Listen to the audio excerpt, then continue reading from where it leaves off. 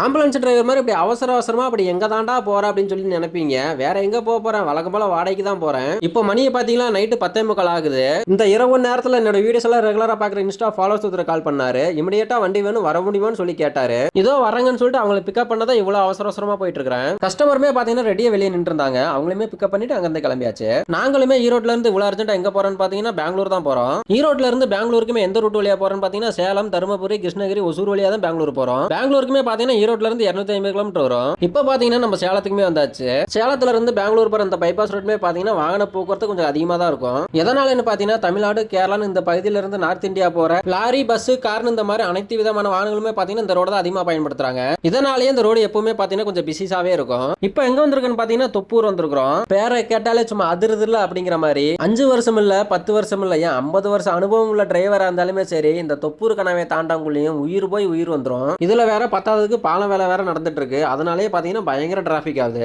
தொப்பூர் வழியா டிராவல் பண்ற பொதுமக்களுக்கு ஒண்ணே சொல்லிக்கிறேன். பெங்களூர் ஏர்போர்ட்டுக்கு போறவங்களா இருந்தாலும் சரி, பிசினஸ் விஷயமா டைமுக்கு போகணும்னு நினைச்சு போனீங்கனாலும் சரி, இல்ல வீட்ல இருந்து லேட்டா கிளம்பிட்டு சீக்கிரமா போகணும்னு நினைச்சு போனீங்கனாலும் சரி, பாலம் வேலையெல்லாம் முடிகிற வரைக்கும் நீங்க நினைச்ச டைமுக்கு போக முடியாது. அதனால கிளம்பும் போதே கொஞ்சம் அட்வான்ஸா கிளம்பிக்கிங்க. அதுதான் உங்களுக்கு நல்லது. நம்ம கஸ்டமருமே பாத்தீங்கன்னா மெடிக்கல் இஷ்யூ தான் கொஞ்சம் அர்ஜென்ட்டா போயிட்டு இருக்காங்க. சரி டீ சாப்பிட்டாலும் நிறுத்த வேணாம்னு சொல்லிட்டு நானுமே நான் ஸ்டாப்பா வண்டி ஓட்ட ஆரம்பிச்சிட்டேன். அப்பாடா அதான் தொப்பூரை தாண்டிட்டுமே இதுக்கு மேல எந்த ஒரு தொந்தரவு இருக்காது நினைச்சு வந்தா நினப்பு தான் பொழப்ப கெடுக்குங்கிற மாதிரி நினைச்ச பக்கமெல்லாம் பாலம் கட்டுறேன்னு பறிச்சு போட்டு வச்சிருக்காங்க.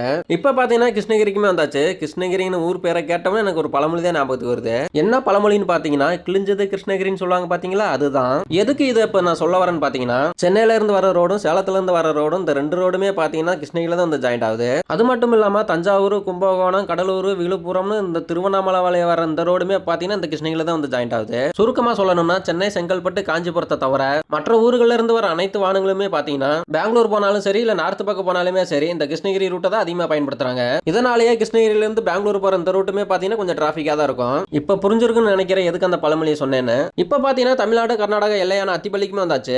அத்திப்பள்ளி தாண்ட விட்டு வேகமா போயிடாதீங்க. எதுக்கு சொல்றேன்னா அங்கங்க வேகத்தடை போட்டு வச்சிருப்பாங்க. வேகத்தடை இருக்கிறதே நமக்கு தெரியாது. அதனால போறவங்க கொஞ்சம் கவனமா போங்க.